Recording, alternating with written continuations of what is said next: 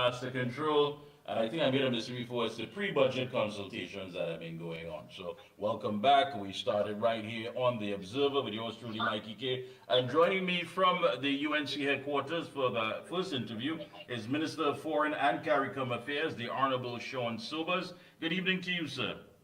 Good evening, Mikey. Good evening to your viewers. Thank you for having me on this evening. It's a pleasure having you on. I think by now everyone has heard the news. Kamala Persad-Bissessar is again for another term the political leader of the United National Congress. And Yes. That, of course, unopposed. She Unopposed. has for a new term. What's the feeling like down there? Give us an idea. Well, I think you and your viewers can judge based upon the feedback that you're hearing right now. There's an environment of euphoria, of contentment. Persons are excited, and we are very much now more than ever focused on moving forward as this chapter has been closed, and the party basically, essentially, has endorsed the leadership of Mrs. Persad-Bissessar, not only as Prime Minister of Trinidad and Tobago, where she was given that mandate on the 28th of April, but now continuing in the post of political leader of the United National Congress. She said she made it quite clear, of course, sometime back at a Monday night report.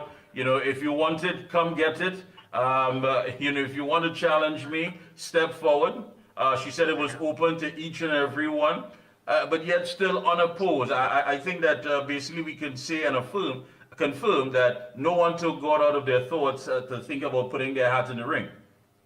Well, that is true. And I mean, it also signals to the country that the UNC remains a very strong democratic party.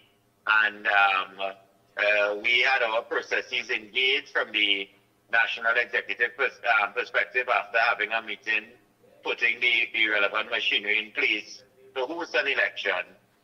The relevant timetables as it pertains to nominations were also duly advertised, and persons were well aware as to when the deadline was.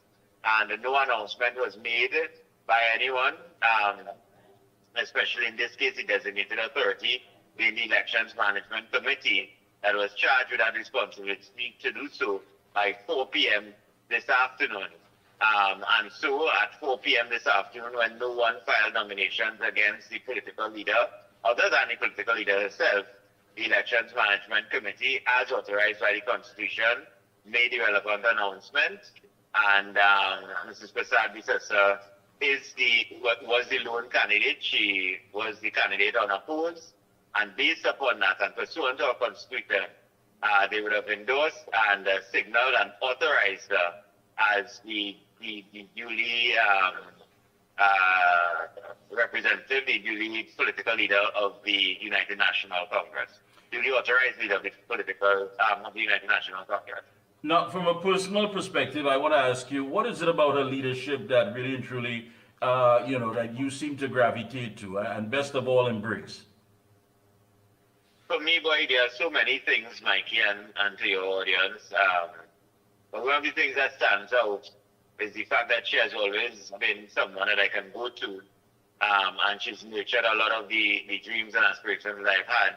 She's been someone to give me the advice required to go out there and execute accordingly in a successful way any challenges that I may have faced, not only political challenges, but individually in my own personal life. She's been someone that I could lean on and point me in the right direction. And I think politically, for me, one of the lowest points that I think I may have been on would have been after the general 2020 election, when I was not successful. I poured my heart out in that election. And one of the very first persons to call me minutes after 8:30 that night, when the results came in and I was unsuccessful, was the political leader. So in the midst of all that was occurring on that day in August in 2020, she still found the time to place the phone calls, provide me with some words of support. And that type of tether, that type of connection continues to this very day, where we have that relationship where she continues to give that support, continues to give advice, stellar advice. And as I said, that the genesis of my contribution, not only in terms of my professional career, but also in terms of my personal life. We are very close. She's very close to my family. And we love the fact that she's a part of our family now, both politically and personally. Yeah, very much so. Now, it's been a few weeks. I mean, some people have been calculating it. It's less than 100 days. You've been, of course, sitting there, the Minister of Foreign and CARICOM Affairs. How has that experience been in this short space of time? Well, it's been a very wonderful experience, quite testing as well, too. I am very grateful, one, to have, as I said before, the advice and the leadership of the political leader in terms of running the ministry. But also, equally, I would want to say, and definitely not to leave them out, the staff of the ministry plays a very pivotal role. I have an excellent permanent secretary who's taken on the mantle from a very great permanent secretary that we had before who sat in the position for a number of years. But this current permanent secretary we have, he has a lot of experience in trade and international investment, which is a large part of foreign affairs that people overlook. They think foreign affairs is just a talk job. But we have a lot, or a huge role to play in engineering those trade and investment deals, also that will be down to the benefit of the country, pursuant to our relationships with many different nations. And then in terms of the staff complement of the ministry, a lot of praise needs to be heaped upon them as well too, because they play an extremely pivotal role in all that I do. I can rely on them from everything that I get myself engaged in. I get very competent briefs from them, and they are always available. It's a 24/7 job, this Foreign Affairs Ministry, and I have 24/7 support. Wonderful. You mentioned something, and I think a lot of people don't understand just how important is it for us to have good diplomatic relationships, not just within our CARICOM region, but of course internationally as well. Just how important is that? Well, let me tell you something. Every single economic, national security, energy, cultural, political issue that may take root in some form or fashion has to come from some ministry. The Foreign Affairs Ministry is that ministry. We ensure that, one, we find a fertile ground for all of those other ministries to operate, and two, we also shadow the process to ensure that we don't trip any diplomatic relations that may have existed with other countries before. So what happens is we have to ensure then that if country A is engaging with us, we ensure that the parameters of that engagement does not for any form or fashion offend country C, D, E, or F down the alphabetical line. And that is one of the things that we manage. So we work with all the ministries on their memorandums of understandings, on their contracts, on their procurements from foreign countries and jurisdictions, mutual relations that we would have in terms of cooperation, and all of the things that I mentioned with politics, energy, economics, education, culture. So the ministry plays that pivotal role in beginning that relationship, and then cultivating that relationship to not only its I wouldn't say its end, but moving it on so it to adapt and morph into something even bigger or better as the months and as the years go by. Yeah, we have so many different platforms, as when you talk about TikTok and Instagram and all of these platforms, which highlights the lifestyles of people across the region and internationally. You spoke at one of the post-cabinet conferences recently, and you said that if people wanted to move throughout the Caribbean, they had to get a CSME skills certificate from the Ministry of Foreign of CARICOM Affairs. We've been hearing so much about the CMSE for quite some time. You have people who say, listen, I want to go and perhaps do some barbering or some work in Jamaica, Antigua, as the case may be. Why has this become so challenging to have such a policy up and running? Well, Mikey, I would want to humbly correct that statement if it is, or sentiment, if it is one that is being um, passed on or even um, transferred. You see, essentially, the position is this. The CSME skill certificate is not a difficult thing to procure. Once you have the relevant certificate that has been recognized by a competent institution within the region, it is simple for you to now make an application to the Ministry of Foreign Affairs, and the CSME division under the ministry will entertain the application and grant it accordingly. What is happening now is that there's a conversation that has been taking place for some time to widen that ability for persons to procure the CSME skill certificate. And basically, to an extent, not abolishing it, but building upon it, so that persons are now being able, or they would be able now to freely move throughout the region without this skill certificate.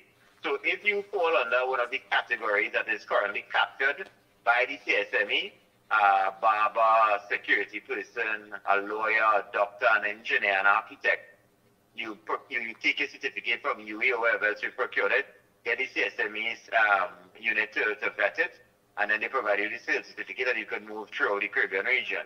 What this new proposal is about is that you don't need to have that skill certificate. You don't need to fall within one of these categories, and you can then basically just move on throughout the Caribbean on your own volition and settle, in varying jurisdictions. Some jurisdictions have conditionalities as opposed to others, but that is the conversation that is being had. We believe as a government that conversation needs to go through a consultative process now with the country at large to figure out whether or not Trinbagonians want to open themselves up to that type of movement. And that is what I indicated at the press conference. Yeah, I know, because many people are saying that the feedback is it's a bit challenging to get everything set up as far as documentation, what have you. But basically what I'm hearing from you is that the process is not as difficult as many would believe. No, very, very easy as a matter of fact. And the personnel at the ministry, they are very, very, they facilitate all forms of applications. And they engage with persons. When they send in their application, they treat it expeditiously. Sometimes for the week, I sign over 60 CSME applications that come to my desk. The team at the ministry works overtime to ensure that persons are successful. So it's not a difficult venture at all. Right. You also mentioned about a major issue. I know there's a lot of activity going on where you are, but many people are still weighing in on this, the whole UK visa situation, which of course you said was brought about by neglect from the former administration. Can you give us an update on how things are coming along with that? Well, it's a work in progress, but yes, you're correct. This situation really, the genesis of the situation found itself based upon certain information that came to the last administration sometime in around November or December of last year. And based upon an alert that came to them that if no intervention would have been made by the previous administration, the British would have been left with no option or alternative but to impose this visa restriction. And nothing was done by the previous administration in relation to that warning, in relation to that information. And it was left to linger for some time. And then in March, without having any other option, the British imposed the visa restriction. So we are now working assiduously. We took the first step by forming an interministerial cabinet committee to look at the issue, to come up with some suggestions that we believe are tangible to possibly have the British reconsider their position. We had a meeting with them, or at least 2 meetings with them thus far. We have had some proposals put to them, and they are now considering those proposals, and we expect them to get back to us within short order. There is a position that they are going to forward to us within a matter of days, maybe a matter of weeks, that I think would reflect some degree of content by the population, and it will be the foundation for us to continue to build They by no means did this thing as a knee-jerk reaction. As I said before, Trinidad and Tobago under the last administration was given sufficient time to deal with it, and they paid no heed, so we are now in the position we are in currently. All right. As a matter of fact, one of the folks that are locked on us is asking the question, of course, to deal with folks in terms of those who are seeking asylum to escape being a victim of crime. There's one individual always locked on, always listening, who had to take his entire family and flee to the UK, and hopefully he would like to return home as soon as possible. Can you repeat the question, Mikey? The excitement in the background. Yeah. I understand. Here. No, one of our avid viewers are asking about the people who are seeking asylum to escape being a victim of crime. We know that's an issue. He had to flee this country with his entire family, and would like to know if anything at least is being, dealt with to help with this situation. Well, that's a very tricky question, so that I won't be able to answer that. I mean, is it that he's already left? I don't know. Yes, he has left. Yes, he's out of the country. Right. He's out. And where is he currently at? He's in the UK, as a matter of fact. Right, so that, I suspect that the UK authorities are treating with his concern. Yes. So that if that is the case, then I won't be able to comment on that. That's something that the UK authorities would be more able to answer on, and they would be better poised to so do. I wouldn't want to comment on that because it's not a Trinidadian issue. It's an application that has been made to them, and they are really the relevant authority to make comments, any comments on that. All right. And in dealing with the situation, they will, of course, need some information from his home country. No, that information wouldn't come from us. As a matter of fact, as I said, it would come from them.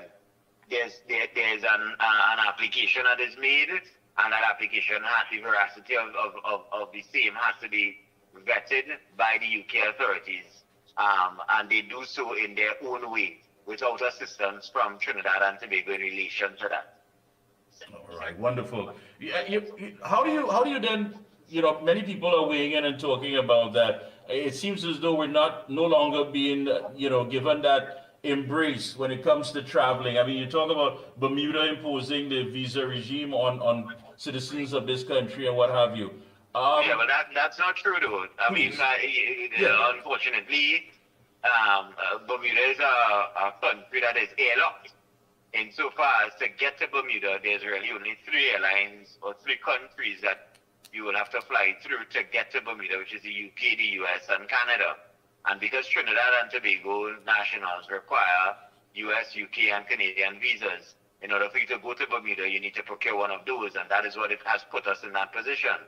But as I commented when I had a lengthy discussion with the Premier of Bermuda, Mr. Burke, he said to me, if a Trinbagonian citizen is on a boat and he finds himself in Bermuda, Bermuda will not turn him away because he does not require a visa to come to Bermuda. That is the reality of the position. Beautiful. Yeah, because, there's so much talk being bandied about, and you would notice, of course, once you're in the arena, you would hear people making whatever narrative that may be for their own political agenda or for their own gain, as if to say that we have been given this diplomatic black eye for whatever reason, that our citizens are being, not being, should I say, accepted at certain borders. But I'm glad that you cleared that up. That's a big misconception. I know there's a lot of other things that you're dealing with. Some you may not be able to dive right into. But for the past few weeks that you have been there has been some success stories, and you have been able to deal with some low-hanging fruits. If you could please share that with us. Yes, so again, we attended the CARICOM Heads of Government. There were a number of issues that were raised. There have been some bilateral agreements that we were able to execute and engage with persons who attended. We had a lot of lengthy meetings and successful meetings with Austria, who was there. We had a successful meeting with Jamaica. We had a successful meeting with St. Kitts and Nevis, Antigua and Barbuda. We've had some discussions with Bermuda as well, too, with the very same Bermuda. We continue to work with our CARICOM partners to ensure that regionalism is at the forefront of our minds. We've had some engagements with the Venezuelans as well, too, and the Americans as well, too. We've had engagements with many, many, many nations: Japan, the European Union, Spain. We've had engagements with CAF. We've had engagements with the UACS, the ACS. So there are a lot of things on the burner right now that we have cooking that I think Trinidad and Tobago will be quite proud of once we're able to successfully bring those things to fruition. We've had some high-level meetings with members of the Middle East, and I think within the next couple of weeks, we'll be in a position to make some very positive announcements based upon those relations and meetings that we've had with persons from the Middle East. I know a lot of Trinbagonians are very much interested in that, especially our Islamic community, but it will also benefit Trinidad and Tobago as a whole once we're able to make those types of announcements. But Trinidad and Tobago remains the place to be. No matter what the detractors may say about our positions around the world, we are still globally accepted as one of the premier nations within the Caribbean. We share that spotlight with all our Caribbean partners, but we are viewed as one of the spots to be. We continue to have good relations regionally and internationally. And I know for certain, especially based upon our political leader, our Prime Minister, Trinbagonians have nothing to fear. Their government is working very assiduously for them. Minister, I want to thank you so much this evening for giving us some insightful information. I mean, it goes to show you that, when you have all these different narratives and people trying to get political traction and get political mileage out of a story, that the amount of things that have been stated. And here it is that you were able to come on and, of course, clear the air on many of these matters. We're glad to know that you're conversing with our counterparts, the people across the region and internationally as well. And I want to say to you, keep up the good work along with your entire team of the ministry. And again, we will be checking in with you periodically. Of course, and I mean, a simple visit that we well, it's not so simple, but a very high-level visit within our first month, 6 weeks of office, would have been having one of the world's greatest superpowers, India, the Prime Minister of India, population of 1.6 billion, the largest democracy in the known world, to visit Trinidad and Tobago. A state visit which has brought significant goodies to Trinidad and Tobago, which would bear themselves out within the next couple of weeks. And that is all based upon the astute leadership of the Prime Minister and an all-of-government approach which we've been seeing throughout our campaign and as the new government, an all-of-government approach in terms of bringing the resources, bringing the government to bear, bringing the government to the people and not the other way around. That disconnect no longer exists, and that is the type of governance that you would go to expect and appreciate from this particular administration. Foreign Affairs is playing its part, and will continue to do so successfully. Right. Before you go, I just need to ask you, in your constituency, I know there's been pre-budget consultations, is that correct? Yes, we've had pre-budget consultations last week Tuesday. This Tuesday coming up, we will have our stand your ground consultations. We have a batch of attorneys that will be joining us there. We expect to have a bumper-to-bumper crowd of persons who will be there as well too. And we hope that persons will be well informed when they leave the meeting as to what the government's position is on this particular matter. All right. I want to thank you again so much. I know you want to, of course, get involved in the celebrations down there at the UNC headquarters. Again, thank you so much for taking time out this evening and giving us the information that we so much look forward to and clearing the air on many of these issues. Thank you so much again. No problem, Mickie. Thank you. Keep up the good work. Thank you. Cheers to your viewers. Bye-bye. Thank you.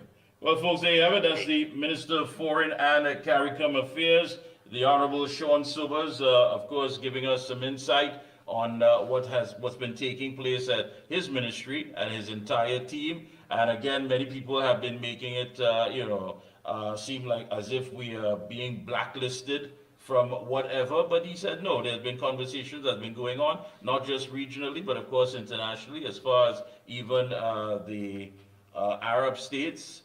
So very interesting indeed. Don't forget Turmeric XL is a once daily turmeric supplement that allows you to get the benefits of a large dose in a very small, easy to swallow capsule. Turmeric XL contains a proprietary ingredient, ultra curcumin, which has been shown in humans to increase the levels of bioactive curcumin in the blood with 45 times more active curcumin than the competition. So you actually need way more turmeric than you think to see the benefits. So please, pick up your bottle of Turmeric XL today. We'll be right back after this short message. Where does disease start? It often begins silently. No pain, no symptoms, just inflammation quietly damaging your body. Our choices, food, stress, pollution, all feed inflammation. Chronic inflammation is the root cause of many modern diseases. You can't go back in time, but you can start addressing inflammation before it becomes disease. Omega XL is a natural inflammation fighter clinically researched with over 30 fatty acids and no fishy aftertaste. Available Caribbean-wide at pharmacies and health food stores. Call 1-868-225-0410 for more information.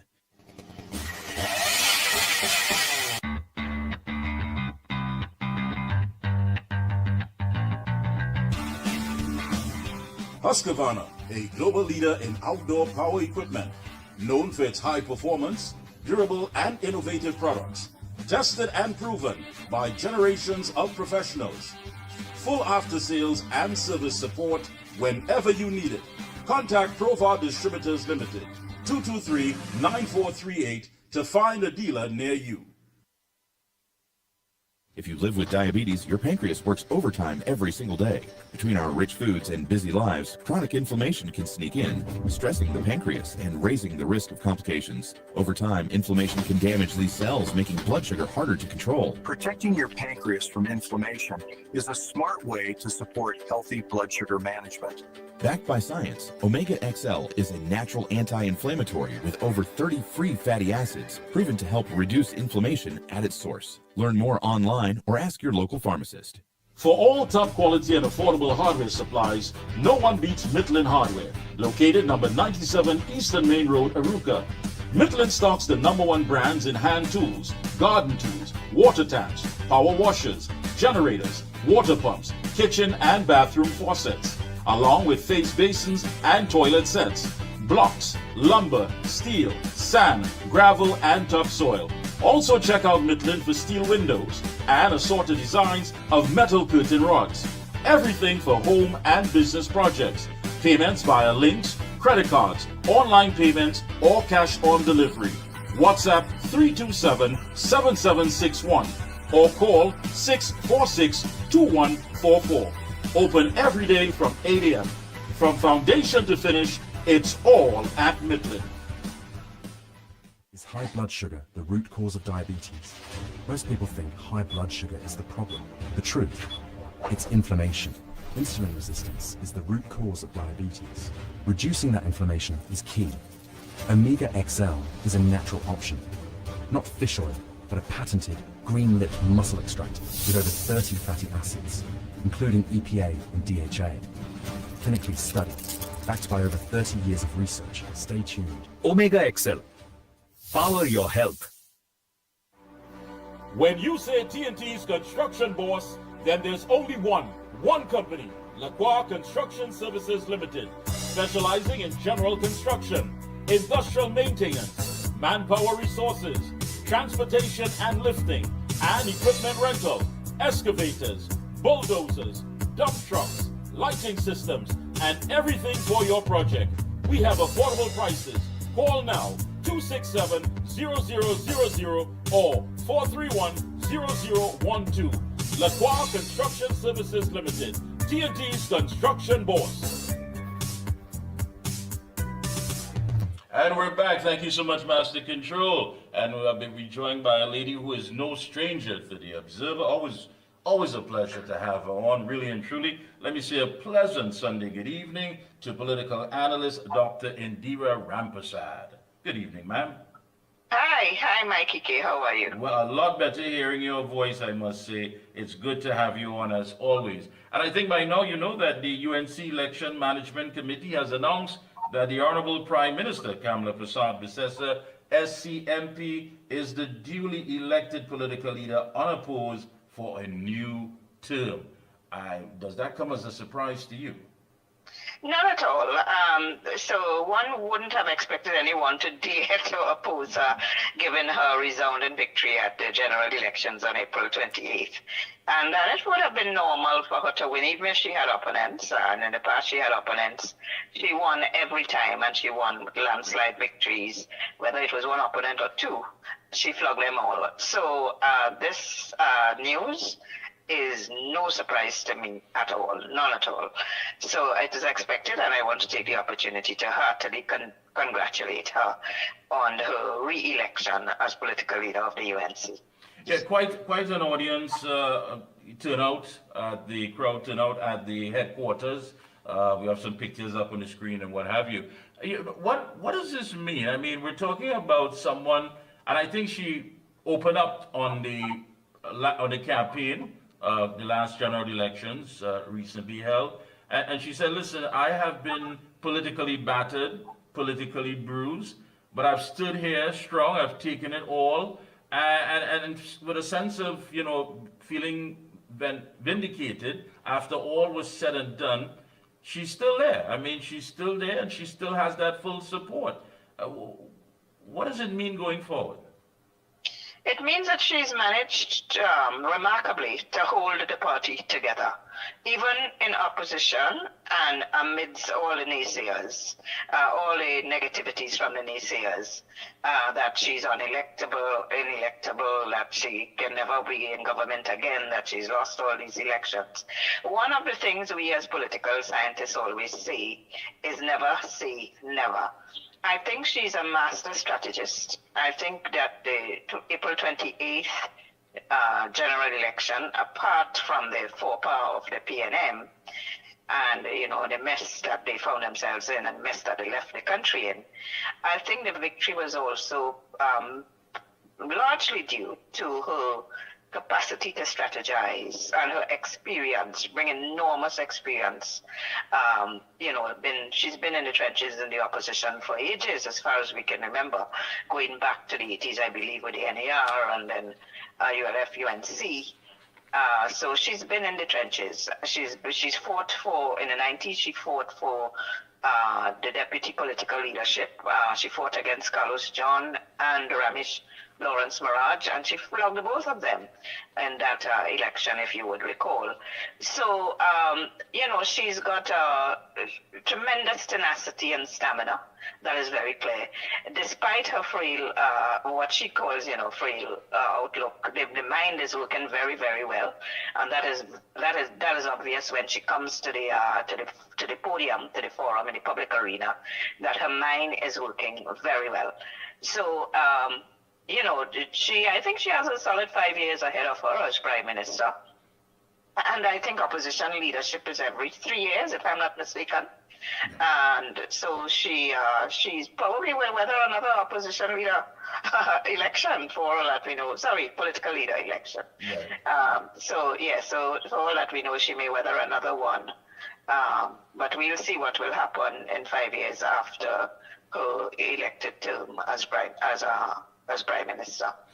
What stands out most of all, I had Minister Sean Sobers on, Minister of Foreign and CARICOM Affairs. I asked him from a personal perspective, his relationship with her, and he said, listen, it's something rather close. He said that when he lost in the elections before, that is, he felt bad, but she was there to pick him up and give him that inspiration and let him know, listen, the fight continues. I mean, she seems to have that, gift to connect with people on a level that, when you look at it, many leaders don't seem to have that emotional outreach. Is it fair to say, is it because she's a woman, or is it that she has a greater sense of understanding of what people would need and how to assist them? I think she has a gift. And, good leaders are not easy to come by. And good leaders have to remain focused on the issues at all times. I'm a leader myself, Mickie. I'm leader of a union. I'm head of political science at UE. And in a lot of ways, I have to lead my members too. And have to, it's like sometimes my vice chancellor actually commended my leadership of the union, and these were his words that, you have to walk on eggshells sometimes, because it's precarious, it's dangerous sometimes, and you have to be careful of crushing everyone beneath or falling over the cliff, so to speak. But one of the methods that she uses, I notice, and I sometimes learn from it, is you remain focused on the issues. You don't get sidetracked with all the bacchanal and all the nonsense. Yes, there is time for politicking. There is time for, the old talk and the hustings. But when it comes down to the brass tacks and you have work to do, and you have to get the work done, you have to be focused. You also have to let those around you know, and without being a bully and without being a hog, that you're serious. You have to be firm and assertive without being aggressive. So this is what I mean. It's your tenterhooks, and you have to undertake this balancing act, because it's easier to be prime minister when you are not. I did a presentation when Obama was going up for the presidency in 2008 at UE, and this was the title of my presentation. It's easier to be president when you are not. Similarly, it's easier to be prime minister when you are not. In other words, when you're in opposition, you can speak about all the things that you would like to see change, that you would like to do. But when you're in the hot seat now and you have to do it, you have to appease multiple stakeholders. So she will have UNC constituents on the one hand, but she also have the national community, the nation, and as prime minister, that is her focus, not just the UNC constituents, that is at the party level. Okay, then there is also the regional stakeholders and the international stakeholders. So we have international politics at play. I heard you talking about the UK visa and all that just now with the Minister of Foreign Affairs. Prime Minister has a critical role to play. She would have to keep advising her Foreign Affairs Minister, who was just with us there, Mr. Sobers. She also has to advise all her other ministers. So there is also the local dimension, the local stakeholders, her ministers, her MPs, her senators. She has to guide them. She has to guide them along what she considers to be the right, the sensible, and the reasonable path, and rational. They have to be rational. Not so much emotions. You can't bring too much emotions into this mix, Mickie K. Sure. You have to be rational at all times, and you have to be level-headed, which means that you have to eat well and you have to sleep well at the same time. Because if you're under a lot of stress and under a lot of anxiety and you are on a medication, you know that the brain processes are affected. So I personally stay away from coffee and caffeine because I believe that it would affect my brain negatively. But that's me personally. Yeah. I know a lot of people use it. But I think that she really has to be commended. She's inherited a terrible state of a country with an economy in shambles, with crime galloping out of proportion. She's keeping true to her word in terms of some of the legislation that she wants to enact. And we're really hoping, Mickie K, that would help with the crime situation. I think she would eventually get the economy right. She has a lot of good advisors, and I like the way she's going forward with it. Yeah, you spoke about the fact that she has inherited quite a lot. I mean, let's take, for example, the CPEP and the URP issue. When you talk about the amount of money that has been spent, I don't want to use the word wastage if I do in commas, but a lot of wanton wastage and what have you. How then can she get a hold of that? I mean, the horse has bolted out of the stable. It has created somewhat of a social culture where people expect to get these things because perhaps it was political favors or political handouts. How difficult would it be to rein it back in and get it back on track? So, Mickie K, I always believe that we are all granted an intellect and a mind to think. And so what is needed for URP and CPEP is a solid proposal for sustainable employment. This is not, that you're gonna have temporary employment. You keep them busy for a while, and then what? And it's the same thing with the OJTs, because many of my graduates are getting these 2 years, which they can only get 2 years maximum OJT, and then afterwards they cannot find jobs. So they have to now think through. She needs a proposal, a good solid proposal of how to create sustainable employment. And it would require some of these URP or CPEP workers are not highly educated, like my UE graduates, for example, and they would need training. They would need to be trained. I mean, even if it is trained in cutting grass through mechanization, for example, rather than doing it manually, being able to drive the tractor to cut the grass.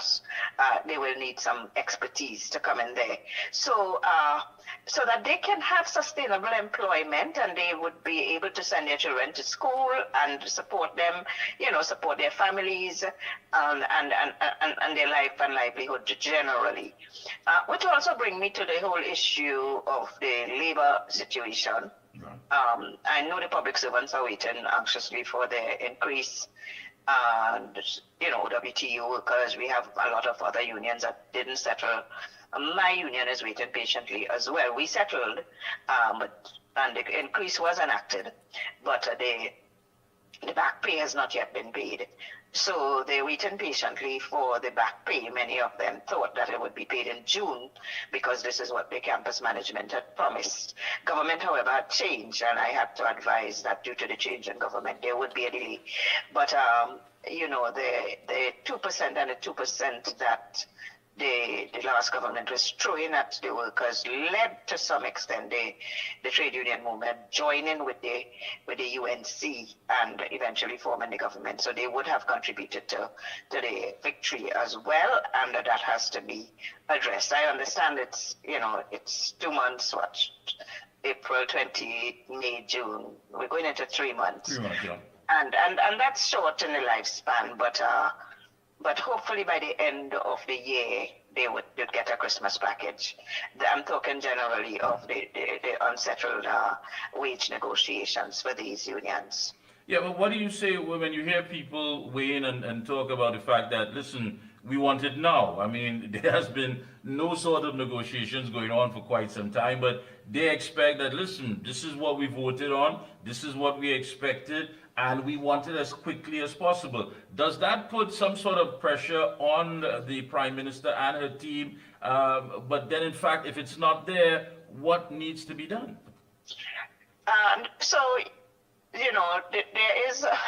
There's a level of thinking that when you elect a government, they have to give you everything you want immediately. And in reality, and this is why I say we have to always be rational and reasonable, and as citizens as well, not just as leaders, but as citizens as well. They just came in. They had to review the state of the economy. And in the first month, they were giving us feedback on that. We know that there's like some $18 billion deficit. We see massive amount of wastage, wastage of money going down the drain. The rentals, a huge rental cost, which many, opposition members enjoyed. They have to now try to recoup some of that waste. They also have to try to generate income, which she's doing with her energy drive, reopening a Petro Trinidad proposal, and other initiatives, ties with India, and I'm sure she's going to forge ties with some other countries to generate revenue for the country. This doesn't happen overnight. It cannot happen overnight. So I think what may happen with the trade union settlement, the over anxiety that we experiencing, it came with an expectation that if you win the election, you made a promise. If you win, you would pay. But you can't pay it. You couldn't have promised that you would pay it in a month or 2 months. So they have to wait a little bit, let them strategize, let them find the money. And I really believe that they have every intention of fulfilling their obligations to the union and their promises. I really do believe that. I can't see Prasad Bisesa coming on platform night after night, making these promises and now reneging now that she's in government. She's not the type to do that. Yeah. Yeah, and you know, I agree with you on that. I think that, you know, she has been making it quite clear that, you know, what the plans are, but again, time is needed to get these things implemented. I mean, there may be some low-hanging fruit, but if you had to look at the amount of time, as you said, it hasn't even been 3 months as yet, yet we hear about so much of the accomplishments, what is taking place. That, I think that speaks volumes. Yes, it's remarkable how much they have done, and they've all hit the ground running. In addition to which, they've been facing severe flooding. And, you know, the floods and they require the energies and the, you know, all of them coming together to try to deal with this, because this is an immediate and emergency crisis that they have to address. People are losing their entire homes, all their belongings and whatnot in these floods. And they've had to deal with more than one spate of floods since they came in addition to this economy in shambles and this crime situation. So, you know, a little bit of patience, I think, would go a long way. For the citizens themselves, even if they didn't vote the government, just wait a little bit, and you know, good things come to those who wait. So I think they're on the right path. I believe that they're all very, very eager to enact change, positive change. She has a very strong team, and you know, I have to say that when they were being sworn in, I was quite impressed with the team that she has. When I saw the swearing in particular, you know, even though you know they were going up for candidates, but you actually see them holding ministerial portfolios, and I thought to myself, okay, this is a solid team, and I think the population can have some trust and confidence in their capacity to deliver, which is what they're waiting on, which is what the citizens are waiting on. They're waiting on them. Yeah, I think you're right.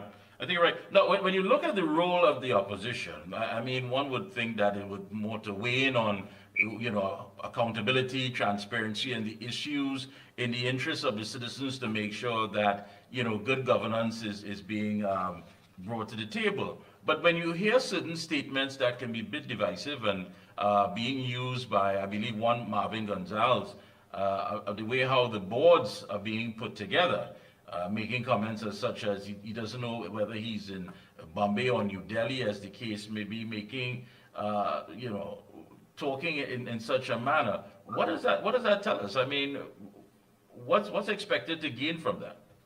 What that tells us is that you have nothing better to say. You have nothing better to say. You just suffered a crushing defeat in an election of which you were a part. Everybody complaining, and people complain about the composition of the boards under the PNM too.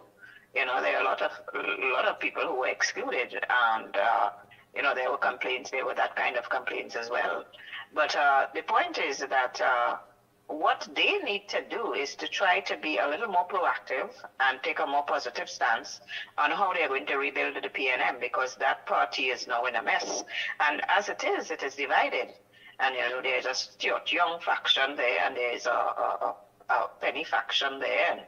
And that kind of divisiveness does not augur well for a party in opposition, because you can end up staying there in the political wilderness for a long time. And as we know in Westminster, system of governance, winner takes it all. When you're in opposition, you're really in the doldrums. So I think they have to strategize on how they're going to build the party. A robust and a strong opposition is important for a healthy democracy, and I would always support that. I'm glad to see that Prasad Bitesa, even though unopposed, still held the elections for the political leader of the UNC, because that is a democratic way to go. The PNM learned that lesson, and they themselves follow suit when they had the internal elections, because the formula that Keith Rowley was trying to foist on the PNM supporters and on the population of you know, unilaterally appointing Stuart Young as Prime Minister does not work. It backfired badly, as we saw on April 28th. Yeah, and again, the issue of communication. I mean, you hear so many people talking about the fact that a lot of the media reports are a bit skewed. They're biased. They're not in balance when it comes to their reporting. You even had the Minister of Economic Affairs, Minister Kennedy Sowatsing, who had to deal with the fact that Mr. Imbut claimed that under this administration, that unemployment has risen. I mean, we were talking about less than 3 months. Now, when information like this is being bandied about, people are going to get the wrong idea. They're going to be looking at the wrong narrative. How does that, do you think that communication is something that needs to be tightened and tightened quickly as possible? Yes, I believe so. I believe that the government also has some media at their disposal. They have TTT, they have one that was previously CNMG under the partnership, and they might have to reformulate that whole media house. The media has a critical role to play in reporting unbiased news, but I don't know who is listening to Mr. Imbert. In any event, I don't know who is listening to him. He won his seat, but he was by no means a favorite in the last government. So to talk about the unemployment rate rising in 3 months, is he adding CPEP to that? Is he calling that unemployment? Because what is really happening, and this is my belief, my understanding, is that they're revamping the whole program in order to come up with something better. So to improve it, this is my understanding. I have always questioned their announcement of the inflation rate being 4% or 4.5%, because I see the escalating price of food, fuel, transportation, and housing in the country, and you're telling me about that inflation rate being 4%. Just wasn't adding up at all. So I don't know to what extent he has credibility. I don't know to what extent he has any credibility. I guess it's the responsibility of the media houses to report the news. What I don't understand, though, is why is Keith Rowley holding media briefs? Keith Rowley is nowhere in the political horizon. He has no local standing right now. He's a former prime minister. He's out of it now. He's gone. Yeah, he's a private citizen, yeah. Yes, so why would media houses rush to hold a press conference with Keith Rowley? Who is Keith Rowley in the scheme of things right now? That is what I don't understand. The opposition leader, official opposition leader, is Penelope Beckles. So if you have to hold a press conference on that side, it has to be with the opposition leader, the official elected opposition leader. Keith Rowley is out of it, as far as I'm concerned. I agree with you. Any closing comments? Go right ahead. So I think the government needs to continue to plod on. The citizens, the expectations were high, and this is always the case when governments change. They need to plod on. They need to continue to be transparent and accountable, as they have been doing with the population, to just bring the facts to the people. Regardless of how bad it is, bring the facts to the people. We know the problems. We know the foreign exchange crisis. We know the crime crisis. We know the economic crisis. So we are aware of the crises in the country. The citizens are very much aware. That's why they voted the way they did in April 28th. The government needs to continue to bring the information and communicate with the population, and they need to be frank. They need to be as transparent as possible as they have been, and then they need to show the population how they're going to deal with these problems. All right. I will, of course, be checking in with you periodically very soon. So we're going to have a part 2 to this as we continue looking at these things as they develop in the first 100 days and beyond. I want to thank you so much for taking time out this Sunday evening and bringing to us the clarity that we needed on these issues. Thank you so much again. You're most welcome, and thank you very much for having me again. Thank you so much. Well, folks, that was political analyst Dr. Indira Ramprasad. Take a short break. We'll be right back here on The Observer. Where does disease start? It often begins silently. No pain, no symptoms, just inflammation quietly damaging your body. Our choices, food, stress, pollution, all feed inflammation. Chronic inflammation is the root cause of many modern diseases. You can't go back in time, but you can start addressing inflammation before it becomes disease. Omega XL is a natural inflammation fighter clinically researched with over 30 fatty acids and no fishy aftertaste. Available Caribbean-wide at pharmacies and health food stores. Call 1-868-225-0410 for more information.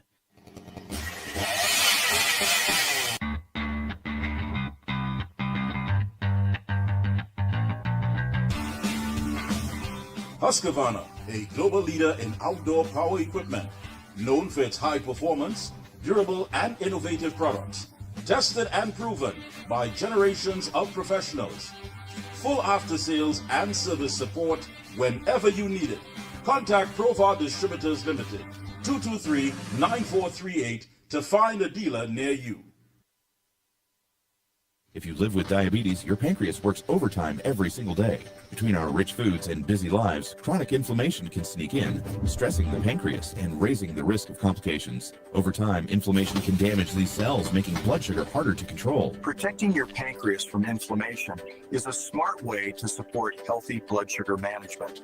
Backed by science, Omega XL is a natural anti-inflammatory with over 30 free fatty acids, proven to help reduce inflammation at its source. Learn more online or ask your local pharmacist. For all top quality and affordable hardware supplies, no one beats Midland Hardware, located number 97 Eastern Main Road, Arouca.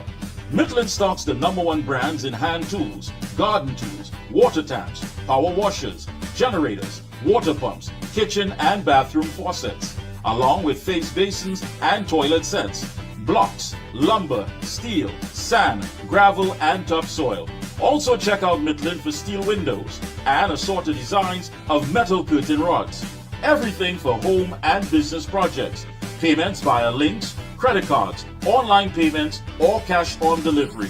WhatsApp 327-7761 or call 646-2144. Open every day from 8 a.m.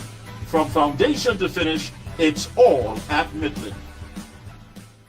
Is high blood sugar the root cause of diabetes? Most people think high blood sugar is the problem. The truth, it's inflammation. Insulin resistance is the root cause of diabetes. Reducing that inflammation is key. Omega XL is a natural option. Not fish oil, but a patented green-lipped muscle extract with over 30 fatty acids, including EPA and DHA. Clinically studied, backed by over 30 years of research. Stay tuned. Omega XL. Power your health. When you say TNT's construction boss, then there's only one company, Lacroix Construction Services Limited, specializing in general construction, industrial maintenance, manpower resources, transportation and lifting, and equipment rental, excavators, bulldozers, dump trucks, lighting systems, and everything for your project. We have affordable prices. Call now 267-0000 or 431-0012. Lacroix Construction Services Limited, TNT's construction boss. Your heart does so much for your body, your life, your loved ones. But modern stress, diet, and lifestyle can tip the balance, especially with every passing day. Heart XL delivers high-potency omega-7 palmitoleic acid from sustainable pollock oil to elevate HDL and support a healthy metabolism. Inflammation and low HDL put your heart at risk. Heart XL's omega-7 helps reduce C-reactive protein and support healthy HDL, keeping your heart strong. Heart XL, nourish your heart, sustain your life. Oh gosh, this place hot. And the AC in this car not working. Check Ryan Air. Ryan Air is ranked among the best in TNT for auto air conditioning service. They specialize in repairing and servicing all makes and models of vehicles and heavy equipment. They also stock a wide range of parts. Give them a call at 640-5828 or visit them at number 41 Kane Farm Road, Kakarigwa, or email ryanairac@gmail.com. For prompt and efficient service, look no further than Ryan Air.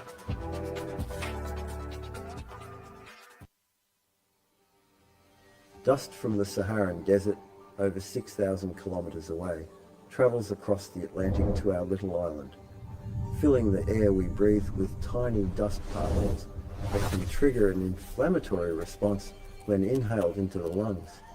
Saharan dust travels far and triggers inflammation. Omega XL helps reduce it at the source. Support your body from within. Where does disease start? It often begins silently. No pain, no symptoms, just inflammation quietly damaging your body.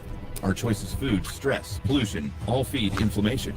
Chronic inflammation is the root cause of many modern diseases. You can't go back in time, but you can start addressing inflammation before it becomes disease. Omega XL is a natural inflammation fighter clinically researched with over 30 fatty acids and no fishy aftertaste. Available Caribbean-wide at pharmacies and health food stores. Call 1-868-225-0410 for more information.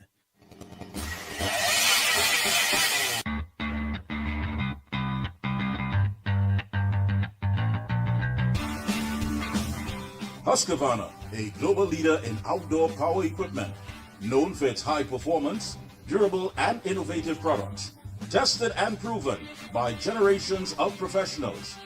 Full after-sales and service support whenever you need it.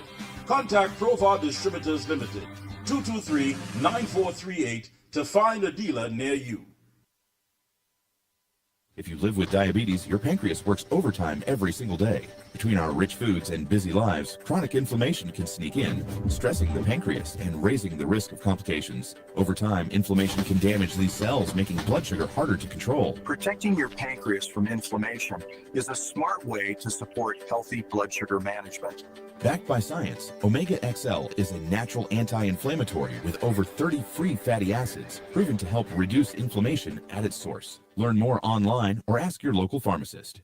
For all top quality and affordable hardware supplies, no one beats Midland Hardware, located number 97 Eastern Main Road, Arouca. Midland stocks the #1 brands in hand tools, garden tools, water tanks, power washers, generators, water pumps, kitchen and bathroom faucets, along with face basins and toilet sets, blocks, lumber, steel, sand, gravel and topsoil. Also check out Midland for steel windows and assorted designs of metal curtain rods. Everything for home and business projects. Payments via links, credit cards, online payments, or cash on delivery. WhatsApp 327-7761 or call 646-2144. Open every day from 8 a.m.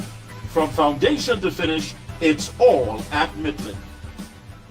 And we are back. Thank you so much, Master Control. And joining us is a man who is no stranger to the Observer. I know he's in the midst of everything that's taking place at UNC headquarters at this time. Let me say a pleasant good evening to the Minister of Agriculture, Land and Fisheries, Senator the Honorable Ravi Ratiram. Good evening, sir.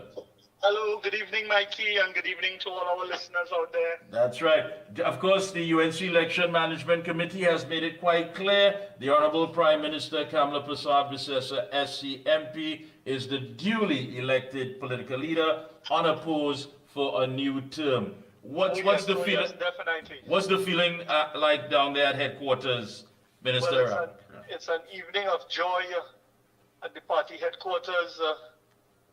Hundreds and hundreds of supporters came out this evening in support of our political leader, and the only person who has demonstrated the knowledge, the experience, the ability to pilot Trinidad and Tobago through these turbulent times that we have inherited from the previous administration to steer us on that road and on that pathway to sustainable development. So we are very happy. This evening we celebrate the re-election of our political leader and the best Prime Minister of Trinidad and Tobago, the Honorable Kamala Persad-Bissessar. You know, I had the Minister of Foreign and CARICOM Affairs, Senator the Honorable Sean Sobers, as well as political analyst Dr. Indira Rampersad, and you know, I wanted to get a personal perspective of what it means to to look at all that Mrs. Kamala Persad-Bissessar has achieved after taking so much political bruises and political scars, and she's still standing. What does she represent for you, Minister Ravi Ratiram? I'll tell you something. Our Prime Minister has always been a voice for the voiceless and a defender of the people, representing the downtrodden, those who have been marginalized and victimized. And there has been a realignment with portfolios. The LSA would have been placed under the Ministry of Agriculture, Land and Fisheries to deal with the spontaneous settlers, what they would have traditionally been called squatters. And I recall many years ago, previous administration would have attempted to evict, to bulldoze people's homes and so forth. And it was Mrs. Kamala Persad-Bissessar who stood up for those squatters and who defended the rights of those squatters. And she piloted the Squatter Regularization Act so that persons would have a place that they can call home. That is just one of the many stories I could share with you of why I say she's a defender of the people, along with many others. And when you look at what she has done for children who have been waiting for life-saving surgery, for children who would have, their parents would have to do raffle and barbecue and cake sale and donation sheet so that they will be able to raise funds for their child to go away and get life-saving surgery. When Mrs. Kamala Persad-Bissessar became our Prime Minister, on the first account, the first act of that she did was to introduce the Children Life Fund. However, over the last 10 years, we have seen that the previous administration delayed in the approval of certain children, certain applications, and some of these children, had to suffer an ill fate. And the first thing that she did when she returned as our Prime Minister is she expanded the portfolio of disease and illnesses and conditions that children would have been affected by, so that more children can benefit from this Children Life Fund. Mrs. Persad-Bissessar continued to support all those who have been oppressed, marginalized, victimized, and feel as though they are abandoned and neglected. And now today, with a government being led by the Honorable Kamala Persad-Bissessar, Trinidad and Tobago can enjoy the victory. Because when UNC win, when Ms. Kamala Persad-Bissessar wins, all of Trinidad and Tobago is going to win. Well said indeed. I know it means quite a lot for you. I know you've had quite a hectic day as well. I mean, you're now leaving headquarters, and earlier today you were in Rio Claro. Give us an insight. Oh, yes. Yes, sir. So, yes, I was in Rio Claro today. I was there last night in the budget consultation with the Member of Parliament from Mayaro. However, today I was invited by the Southeastern Hunters Association for the 41st annual tree planting exercise. So we would have donated some fruit trees, and I went down with my team there. I met with the game wardens. A part of the Ministry of Agriculture, Land and Fisheries is our forestry, our forest reserve, and our game wardens, and conservation of wildlife, hunting association, and all those things fall under the Ministry of Agriculture. So it was really a wonderful experience to join with the Southeastern Hunters Association this evening in their 41st annual tree planting exercise, because at the end of the day, our wildlife is a resource that exists out there that we need to also give back. So while there's a hunting season and the hunters will go and they will do what they have to do, outside and beyond the hunting season, we also have to continue to give back to ensure that the wildlife population is sustained, that they multiply, so that it is not a resource that becomes extinct. I had the opportunity to chat a little with our game wardens and with the hunters, and to identify some areas in which we can help and we can assist, because something that was very interesting is that the honorary game warden program that would have been in existence for many years, from January this year, when it would have expired, nothing was done by the former administration to continue with those honorary game wardens. And it's important for us to have the honorary game wardens, especially outside of the hunting season, because you have a lot of poaching activity takes place. So it is something that we definitely going to be engaging all the relevant stakeholders and put a program in place to see how we can expand the resource for that industry, and how we can return some honorary game wardens and put some resource to help give us the results that we are working towards. Great. Yeah, Minister Ratiram, we've always heard all of these complaints, with the past regime, access roads, the agriculture sector is not being taken seriously. Young people are not getting involved. We're not doing enough to deal with our local food bill. And the list goes on and on. And I know for sure you have sat with your team, you've gone over these things, you've looked at different areas. It's been less than 3 months, but I'm sure that you've dealt with some low-hanging fruits, no pun intended, but you've dealt with some issues that one can look at as accomplishments in your first days in office. Oh yes, oh yes. We within the first few days in office, we definitely have been working 24/7, meeting with all the relevant stakeholders and seeing how we can achieve to harness and pick those low-hanging fruits. So you would have seen where we would have met with the rice farmers, or from since last year they would have prepared their area, their acreage for rice cultivation, and they were not receiving their seeds. So we would have done the rice seed distribution, getting those areas back into cultivation. We have already said that 5,000 coconut seeds. We have the coconut that came in from Brazil. It's a high disease resistant, high water nut that we would have brought in from Brazil. So we have that set in our nurseries, and we're going to be distributing that across the country for farmers, so we can, introduce proper good genetics into the coconut industry.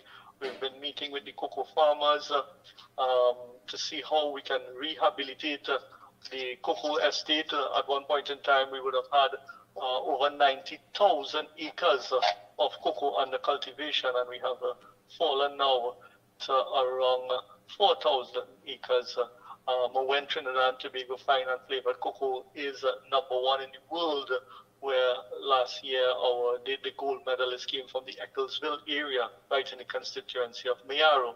I had the privilege of meeting with that team in a previous consultation that I did. So those are some of the different areas that we have been tapping into. Within recent time in the agriculture sector, the pig industry had an incident that the Ministry of Agriculture moved very swift, because I don't know if you pick up at it, but about 3 weeks ago, there was a positive case of the porcine reproductive and respiratory syndrome. It's a virus that affects the pigs. And a lot of citizens was, wondering whether there will be pork for the Christmas. There's a famous parang, I want my piece of pork for the Christmas. And, citizens were a bit concerned about it. But at the Ministry of Agriculture, we moved swiftly to place that farm in quarantine. And there was another neighboring farm that was suspected. We placed that second farm in quarantine also. And we did sample testing from several farms around that area.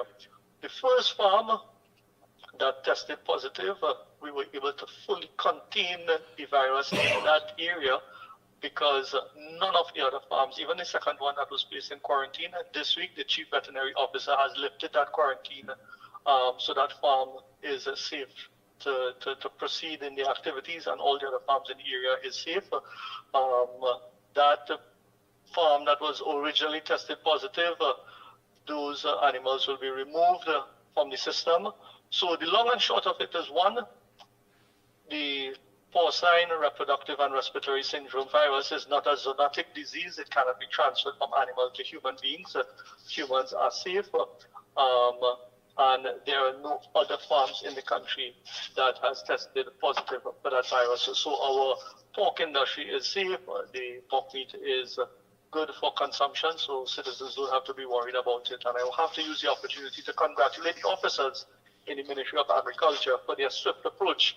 But something that stood out to me is that when these situations present themselves, there is no funding for emergency expenditures within the Ministry of Agriculture. So just last week, we would have gone to Cabinet with a note introducing a new line item for emergency situations, whether it is virus outbreaks, whether it is our fisher folk is affected with an emergency, whether it is farmers are affected with an emergency situation that presents itself. There were no line items in the draft estimates to treat and deal with that.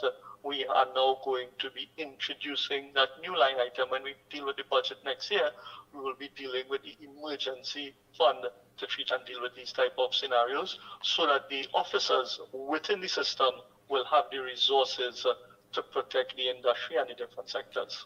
And let me ask you, there's also been some concerns over the Food and Drug Division of the Ministry of Health, reports that it has been functioning since 2014. Well, I will leave that for the Minister of Health to speak on. There's stay in your lane, stay in your section. Right. So just as how we do it for the carnival season, I will stay in my section. But there are some matters that I know Minister of Health is working on. But I will defer that for Minister to treat and deal with at another interview. Yeah, and again, as far as younger people getting involved, you hear that all the time, Minister Rathiram. Young people are not, embracing the agricultural opportunities. They're not getting involved. What say you? Well, I will say that in meeting with the rice farmers, I was privileged to meet one of the Akalu's grandchildren who he was 19 years of age, and I met another person 22 years of age in the consultations that I was having at my ministry with different farming groups. And what I recognize is that agriculture is becoming so attractive to young people, especially when we are looking at introducing new technology into agriculture.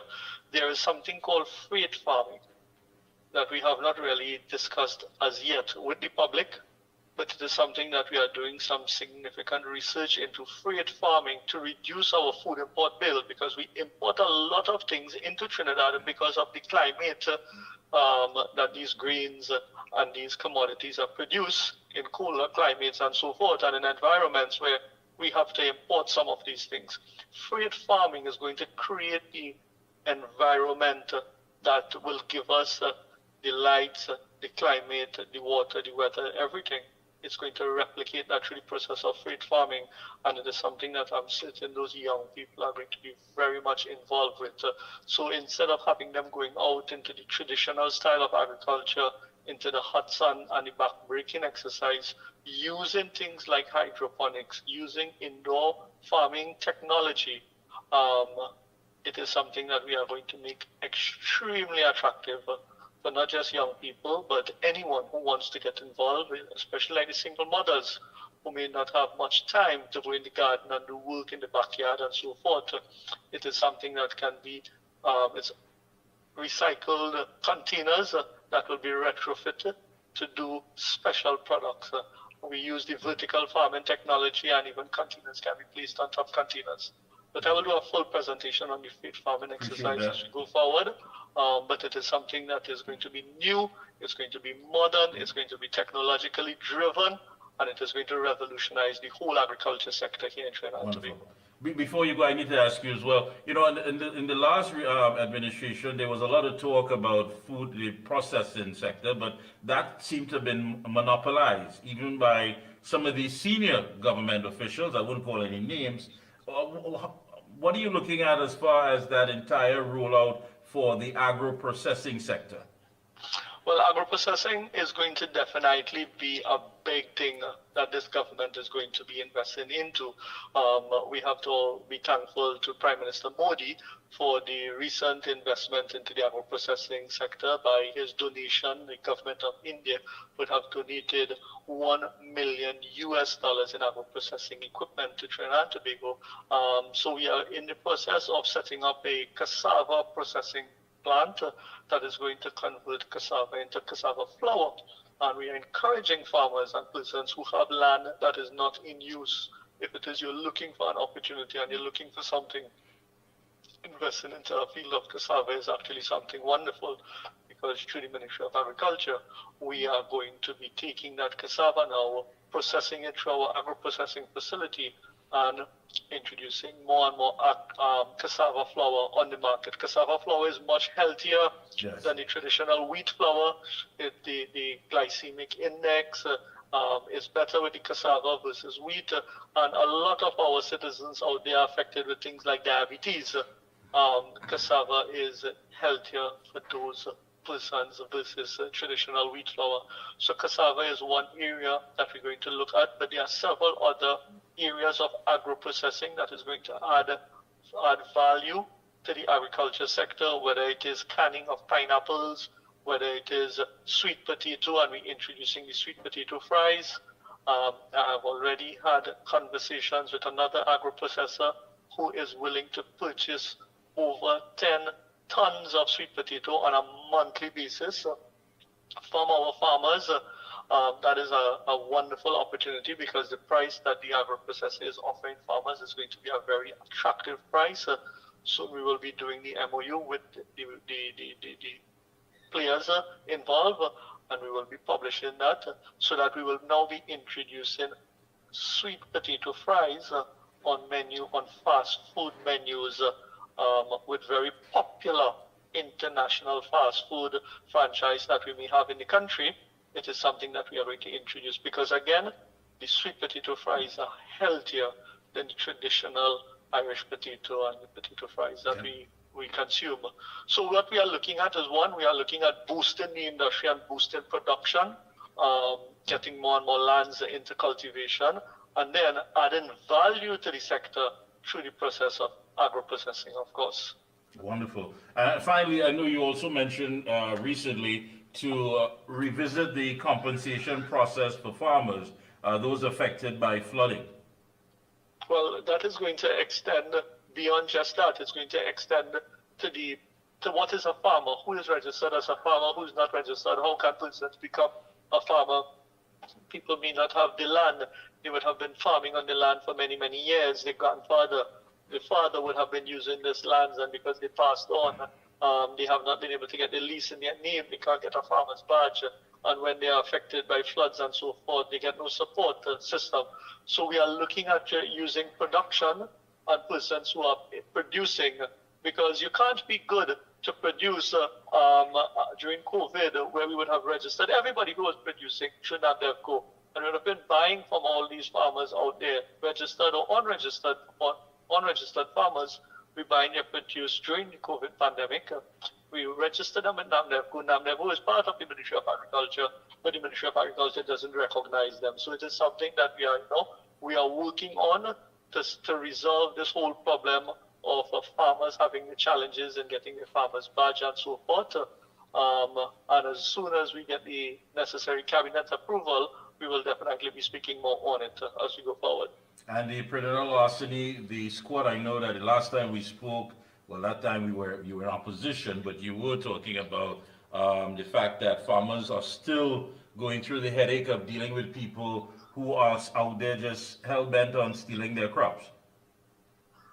Yeah, predator larceny has been one of the main challenges that the agriculture sector would have been facing for many, many years. It was something the predator larceny squad would have been introduced back in 2013, somewhere there, under the UNC administration. And when we left office in 2015, what we saw is that entire predator larceny squad going down.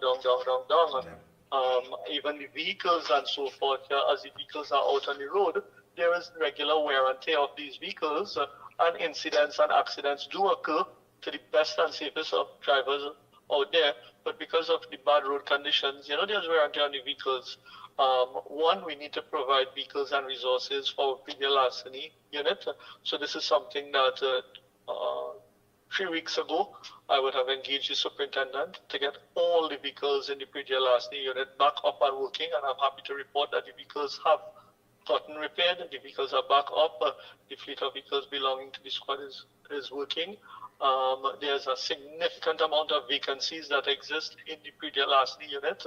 It is something that we are hoping in the next financial year that we should be able to fill some of those vacancies once we have the resources for it. But something that we would have discussed in our manifesto, which is integrating predator larceny with the police service. And that is something that we are in discussions with municipal police, which falls under the Minister of Rural Development and Local Government, Minister Khadija Amin, and Minister of Homeland Security, Minister Alexander. So what we are looking at is a comprehensive approach to treat and deal with the issues of predator larceny by harnessing the security apparatus to help our farmers. So a farmer may not have to leave Cedras or Mayaro to come to Craignish or Digo Martin to come to Farm Road to treat and deal with a predator larceny matter, but they may very well be able to go to the nearest municipal station that they will get the relevant support that they need to treat and to address the predator larceny concerns that they may have in their community. All right. Minister, any closing comments? Well, I would first of all, I want to thank you very much, Mikey, for the work that you have been doing in, having this program and getting the information out there to our listeners. Thank all the listeners who have been with us and tuned in, and encourage them to share this platform, because I know a lot of information is disseminated through this platform. So I want to encourage them to share this platform. I want to say that, while everything else can wait, agriculture cannot wait. So true. Agriculture is something that contributes to our food security. This evening, we're looking to see what we're going to eat for dinner. We're looking to see what we're going to eat in the morning for breakfast. Food is something that is life. So we all have a role to play towards our national food security. And I look forward to working with all the stakeholders and all persons who wants to get involved in agriculture. Because the price of goods continue, in the market, the price of goods based on supply and demand continue to fluctuate to lows and high, that we need to find a way to regulate these and to control the increase in price of agricultural commodity. For us to do that, we need all hands on deck. So I welcome persons out there who want to get involved in agriculture. I welcome them to shoot me a line, send me an email, even if you can't, to get me and send a message to our social media platform. We will respond and we will keep in touch and see how we can empower citizens out there to become part of our agriculture drive to make Trinidad and Tobago a food secure nation. Thank you so much. Keep up the good work, Minister. We'll be checking in with you periodically. Thank you so much for taking time out to link with us here this evening. Thank you very much, my brother. And all the best out there to our listeners, especially for the Emancipation holiday that is coming up.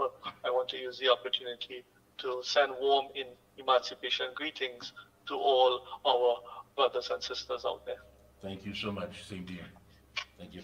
Yeah, but folks, that was the Minister of Agriculture, Land and Fisheries, Senator the Honorable Ravi Ratiram. Take a short break. We'll be right back. Where does disease start? It often begins silently. No pain, no symptoms, just inflammation quietly damaging your body. Our choices: food, stress, pollution, all feed inflammation. Chronic inflammation is the root cause of many modern diseases. You can't go back in time, but you can start addressing inflammation before it becomes disease. Omega XL is a natural inflammation fighter clinically researched with over 30 fatty acids and no fishy aftertaste. Available Caribbean-wide at pharmacies and health food stores. Call 1-868-225-0410 for more information.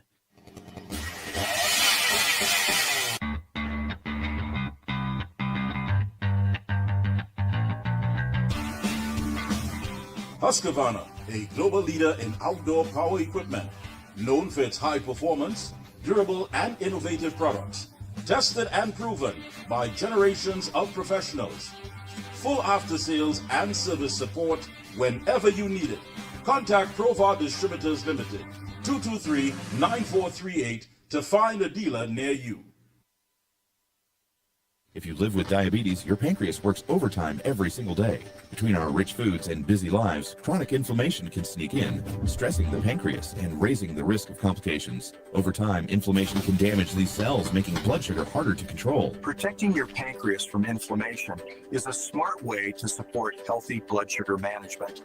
Backed by science, Omega XL is a natural anti-inflammatory with over 30 free fatty acids, proven to help reduce inflammation at its source. Learn more online or ask your local pharmacist.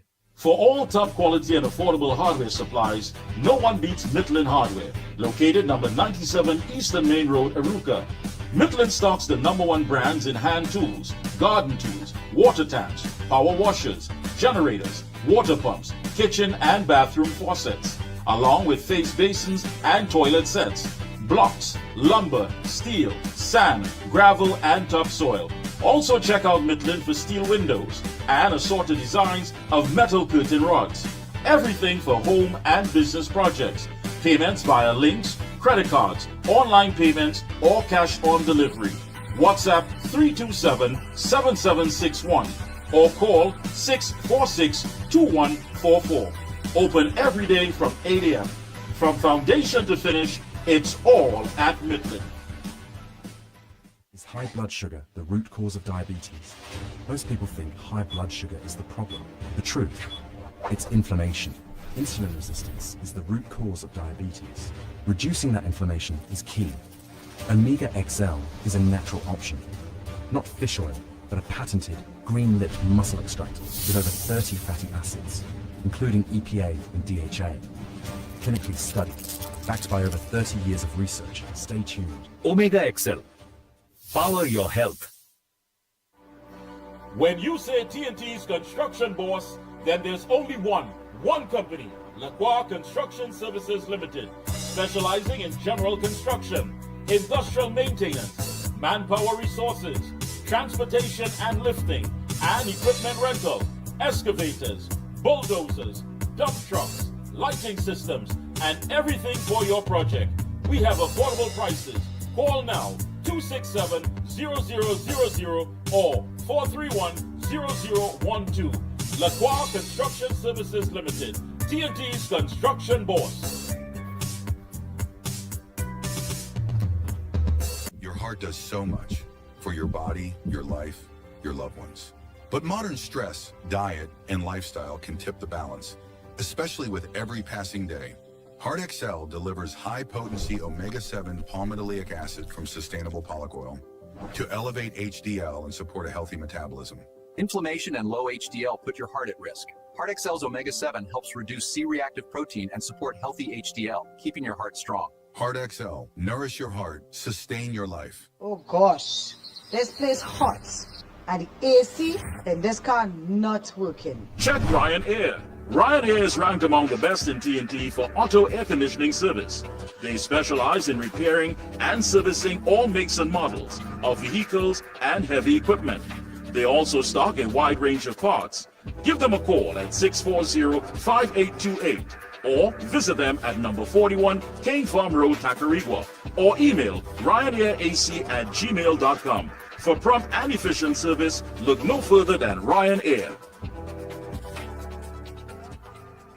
Where does disease start? It often begins silently. No pain, no symptoms, just inflammation quietly damaging your body. Our choices: food, stress, pollution, all feed inflammation. Chronic inflammation is the root cause of many modern diseases. You can't go back in time, but you can start addressing inflammation before it becomes disease. Omega XL is a natural inflammation fighter clinically researched with over 30 fatty acids and no fishy aftertaste. Available Caribbean-wide at pharmacies and health food stores. Call 1-868-225-0410 for more information.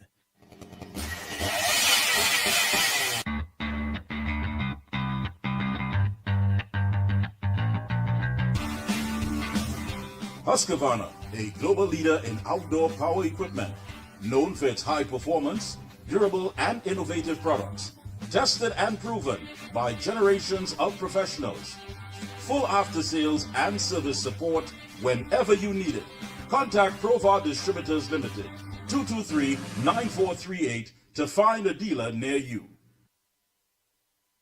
If you live with diabetes, your pancreas works overtime every single day. Between our rich foods and busy lives, chronic inflammation can sneak in, stressing the pancreas and raising the risk of complications. Over time, inflammation can damage these cells, making blood sugar harder to control. Protecting your pancreas from inflammation is a smart way to support healthy blood sugar management. Backed by science, Omega XL is a natural anti-inflammatory with over 30 free fatty acids, proven to help reduce inflammation at its source. Learn more online or ask your local pharmacist. For all top quality and affordable hardware supplies, no one beats Midland Hardware, located number 97 Eastern Main Road, Arouca. Midland stocks the #1 brands in hand tools, garden tools, water taps, power washers, generators, water pumps, kitchen and bathroom faucets, along with face basins and toilet sets, blocks, lumber, steel, sand, gravel and topsoil. Also check out Midland for steel windows and assorted designs of metal curtain rods. Everything for home and business projects. Payments via links, credit cards, online payments, or cash on delivery. WhatsApp 327-7761 or call 646-2144. Open every day from 8 a.m. From foundation to finish, it's all at Midland. Is high blood sugar the root cause of diabetes? Most people think high blood sugar is the problem. The truth, it's inflammation. Insulin resistance is the root cause of diabetes. Reducing that inflammation is key. Omega XL is a natural option. Not fish oil, but a patented green-lipped muscle extract with over 30 fatty acids, including EPA and DHA. Clinically studied, backed by over 30 years of research. Stay tuned. Omega XL. Power your health. When you say TNT's construction boss, then there's only one company, Lacroix Construction Services Limited, specializing in general construction, industrial maintenance, manpower resources, transportation and lifting, and equipment rental, excavators, bulldozers, dump trucks, lighting systems, and everything for your project. We have affordable prices. Call now 267-0000 or 431-0012. Lacroix Construction Services Limited, TNT's construction boss. Your heart does so much for your body, your life, your loved ones. But modern stress, diet, and lifestyle can tip the balance, especially with every passing day. Heart XL delivers high-potency omega-7 palmitoleic acid from sustainable pollock oil to elevate.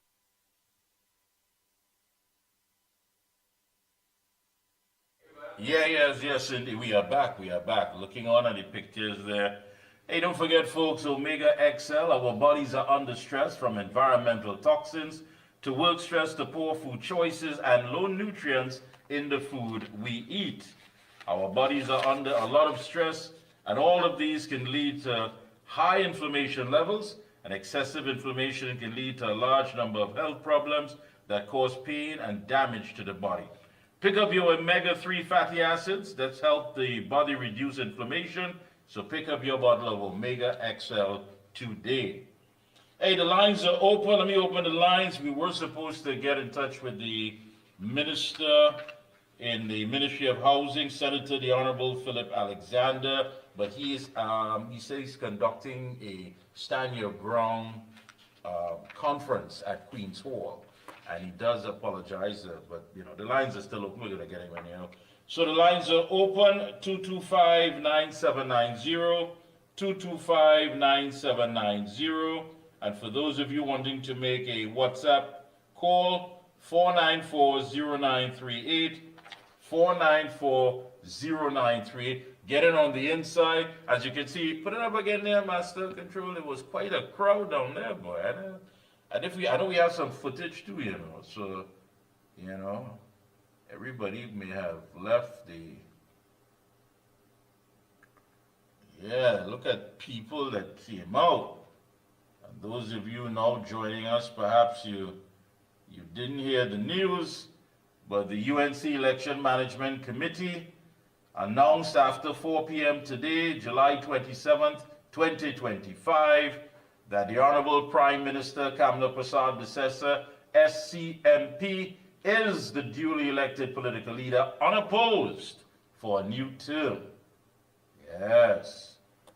Again, the lines are open, 225-9790. You can make your WhatsApp calls, 494-0938. Those of you have been asking for the t-shirts and for the interviews later on. So if you need to check out any of our interviews, just go to our website, theobservertt.com. That's theobservertt.com, and you'll be able to get all the interviews. Today's interviews, this evening's interviews, will be, of course, later on tonight, or at least first thing in the morning. So remember, theobservertt.com. We'll tell you more about that. We won't be here next Sunday. So Master Control, at least you're hearing it live. We won't be here next Sunday, but we'll be back on the 10th of August, Sunday, August 10th, right here, same place. We are putting some things together, so we're taking some time to get it all ready for you.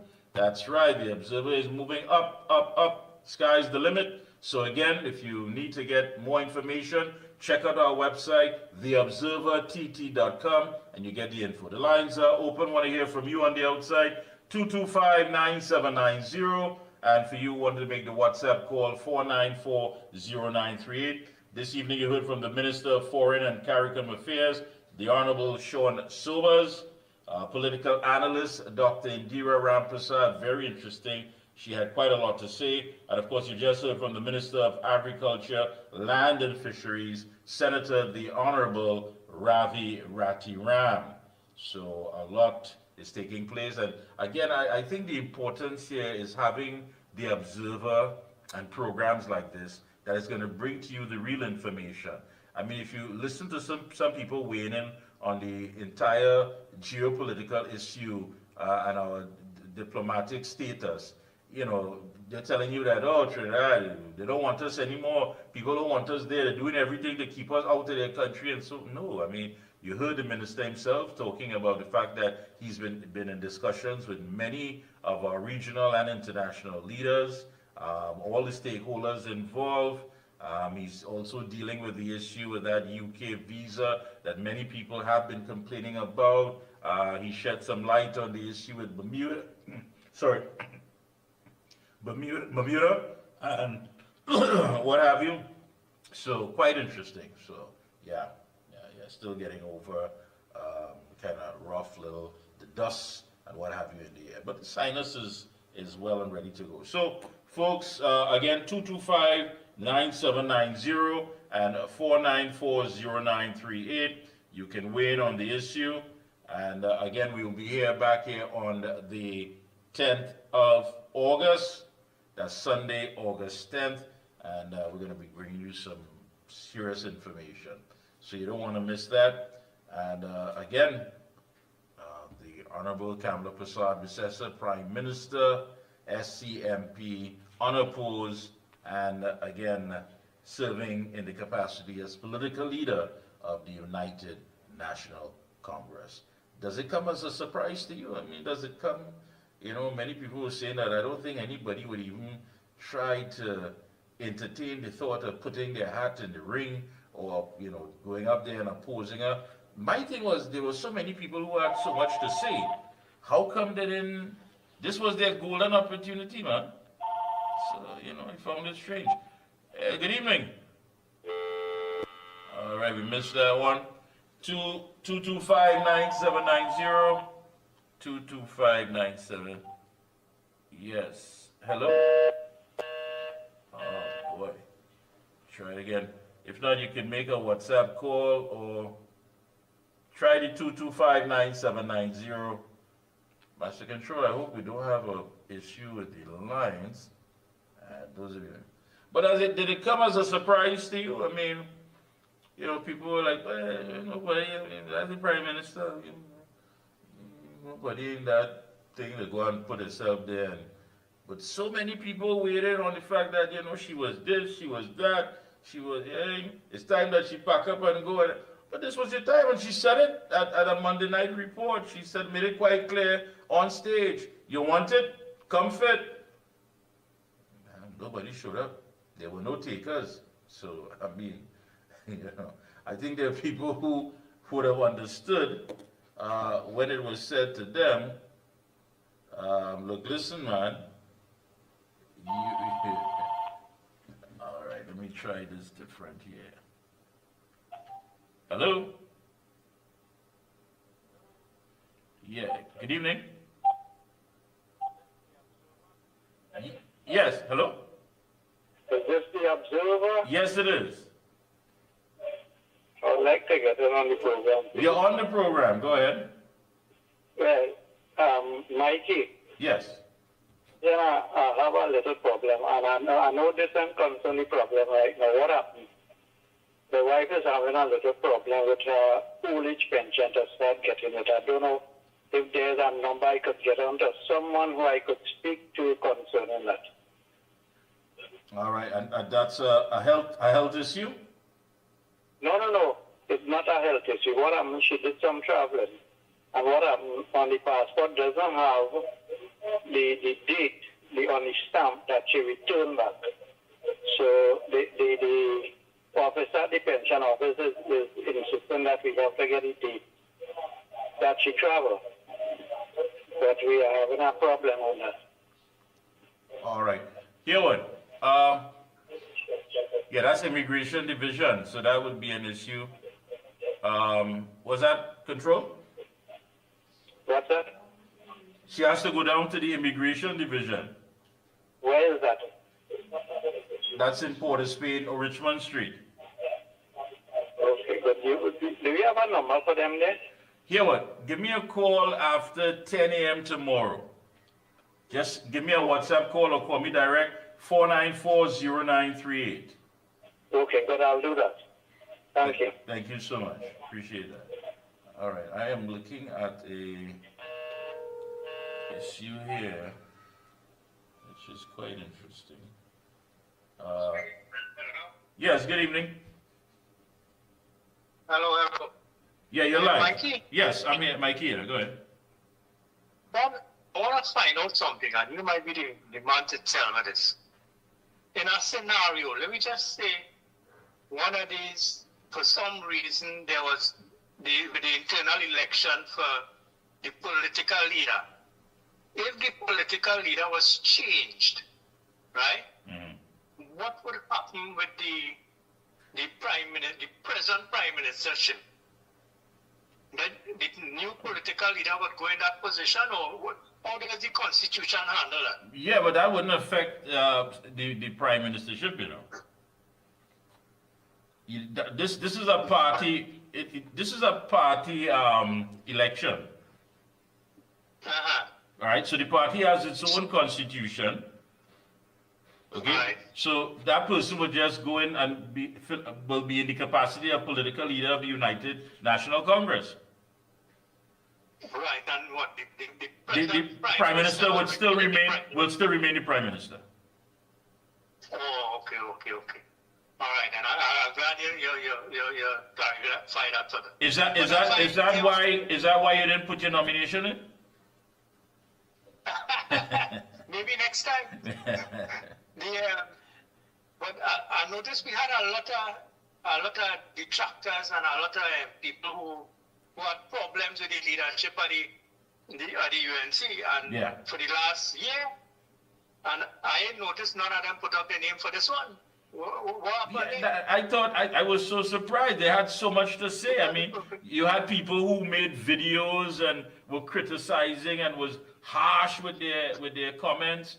And you know, according to the prime minister, she said, if you want it, then come get it. Exactly, and now was the perfect opportunity for them to come out and put up their name and vie for the position. Yeah. And that way the changes they wanted to make, they could have do it. I don't understand why they didn't simply just, you know, put their... It's like all of them gone quiet for the last 2 months. We are hearing nothing from them. Well, you know, some of them would tell you, boy, regardless of what, nah, she go win that. But listen, if you thought you were so good at it, if you thought that you would make a better leader, this was your golden opportunity. You know, we just had the same problem in the unions when it comes to leadership. You know that? Now, I'm not surprised. Everybody does have a problem with the leader. You're seeing the bad mouthing name all over the media. Anyway, they go, the bad mouthing him. And when they had the opportunity to vie for the position, none of them don't show up. No. Not one of them they show up to put the name. You're right. And from the time the election over, they just started to bad mouth them again. Yeah, that person ain't good enough. Yeah, but you had an opportunity. Yeah, we're going to see what happens. We will see what happens. And congratulations to the leader. See, yeah, I agree. Thanks a lot. Let me see if we can make a little 15 years inside it. All right, thank you. All right. Yeah, thank you. Congratulations to the leader indeed, man. Congratulations to the leader. You know, everybody had something to say, but yet still, just to give you from the media release to all the media personnel, from Ramesh Prasad Maharaj, who was the chairman of the Elections Management Committee of the UNC. He said that today, 27 July 2025, nomination day for the post of political leader of the United National Congress. And we confirm that as of 4 p.m. today, there's no other candidate for the post of political leader of the United National Congress. So very, no surprise, I believe. Yeah, good evening, welcome. Hello, good evening. Hey, good evening. Yeah, how are you? I am okay. How are you doing? Well, just fighting the fight. Okay. This is the Observer program? Yes, it is. You're live. Go right ahead. Okay. Here what? I want to make a comment live. What happened? I had mentioned this on a few occasions here concerning the senior citizen pension, right? Right, yes. And I have been calling these people in the offices, in the local office, which is in Sunny Grande, also to the ministry. I spoke to a couple of people in the ministry. And when they called when we had called the local office, they said that my files is at the NID office, and they're waiting on the file. That is probably about 5 or 6 months now. And last week I had called them, and the same thing they told me again. I trying to figure out, well, what is the keep back with that files in the NIB office. Thank you very much. All right, thank you. And I know he's not the only one. I know he's not the only one. I know that people say that it takes time. Yes, it does take time, but I mean, how long? How long? And he has been trying his best to get this thing rectified, but yet still he's been getting a runaround. And all of this is new things that we're going to implement here on The Observer. I mean, I think it's unfair that many people get a runaround, but again, you know, listening to Dr. Indira Ramprasad, yes, we may have a culture that we believe that we expect to get everything at once, but that's not humanly possible. So we are going to try to see how much we can break up the red tape and the bureaucracy and get the issues into the hands of the people who have to deal with it. So I will be, of course, liaising with certain individuals to help, because we've had many questions. This guy that called about immigration is no surprise. There are people who simply don't even know the basics to go about and getting their passport.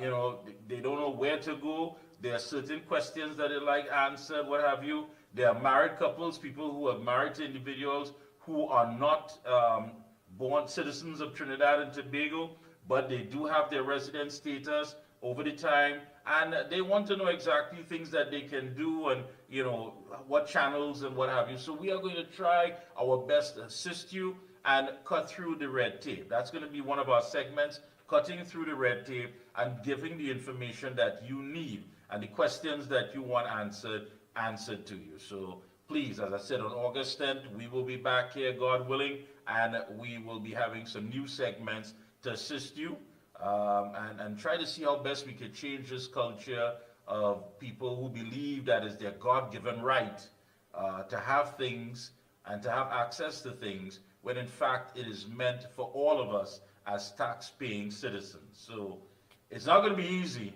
but I believe we're up to the task, and I believe with your assistance and your help, we can definitely get it done. So if there are issues that you need addressed, things that you need as far as questions, now I'm going to be honest with you, we're not going to just be able to solve everything, but we will try to assist you and get you in the right direction and speak to the right people who can look after your interests and give you the answers that you deserve. So August 10th, we'll be right back here. And again, our website, I want to remind you, theobservertt.com, theobservertt.com. We're going to have a gallery there so you can be able to purchase certain things. We're going to put things there for you, the t-shirts and other things, gourmet sauces, you name it. And we're also going to be kicking off our campaign where it is that we'll be trying to help save the lives of the women here at TNT.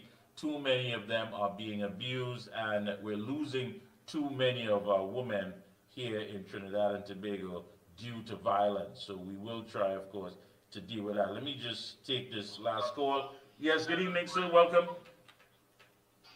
Yeah, Mikey. Yes, go ahead. Felix, yeah. Hey, I don't Felix. know if I watching your live. Yeah, I don't know if I watching your live, but Yes, I am live. Go ahead, Felix. Go ahead. yeah, you said the Minister of Agriculture was. So, All right, pal. Yeah, all we were right. talking. Thanks a lot. Appreciate it. Yeah. Yeah, that's what we're talking about. I mean, people are interested. They're interested. And they don't want to get caught up in small talk and everything else that is irrelevant. People want answers to what interests them the most. Folks, that brings us to the end of the program. August 10th, we'll be back. The Observer, again, check out our website, theobservertt.com, theobservertt.com, and get all the interviews and information.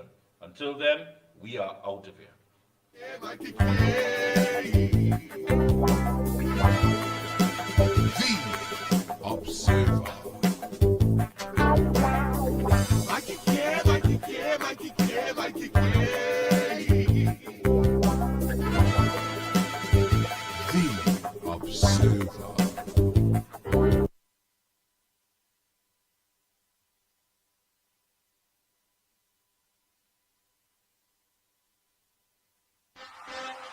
By overwhelming demand, unfiltered, not filthy.